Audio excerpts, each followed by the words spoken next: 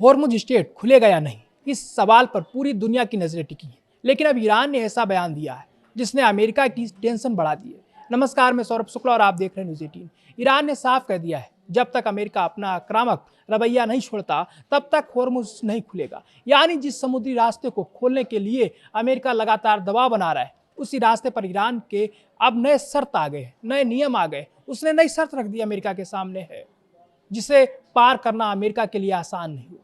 और सबसे बड़ा सवाल, क्या होर्मुज को लेकर अमेरिका और ईरान आमने सामने फिर से टकराने वाले हैं? क्योंकि तेहरान ने सिर्फ एक नहीं बल्कि कई ऐसी मांगे रख दी हैं जिन पर अमेरिका के साथ समझौता बेहद मुश्किल दिखाई दे रहा है। ईरान की सुप्रीम नेशनल सिक्योरिटी काउंसिल के सचिव और IRGC कमांडर मोहम्मद बागेरी जोलगदर ने होर्मुज को लेकर ईरान का रुख साफ कर दिया है। ईरान की पहली शर्त, अमेरिका वादा करे कि वह भविष्य में ईरान को कभी धमकी नहीं देगा। दूसरी शर्त, अमेरिका को ईरान और क्षेत्र में उसके सशस्त्र सहयोगियों के साथ युद्ध को स्थायी रूप से खत्म करना होगा।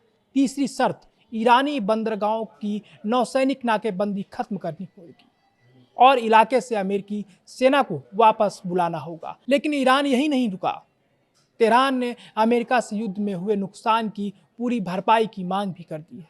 यानी ईरान चाहता है कि युद्ध का नुकसान अमेरिका भरे, ईरान पर लगे सभी प्रतिबंध हटाए जाएं और ईरान की रोकी गई संपत्ति बिना किसी शर्त के वापस की जाए। अब जरा सोचिए, अमेरिका एक तरफ होर्मुज खोलने की मांग कर रहा है और दूसरी तरफ ईरान अमेरिका से युद्ध खत्म करने के साथ साथ प्रतिबंध हटाने, सेना वापस बुलाने और मुआवजे की मांग कर रहा है। यानी होर्मुज का ताला सिर्फ एक समुद्री रास्ते का ताला नहीं है, इसके पीछे अमेरिका और ईरान के बीच शक्ति प्रदर्शन की पूरी लड़ाई खड़ी है। होर्मुज स्ट्रेट दुनिया के सबसे अहम समुद्री गलियारों में से एक है।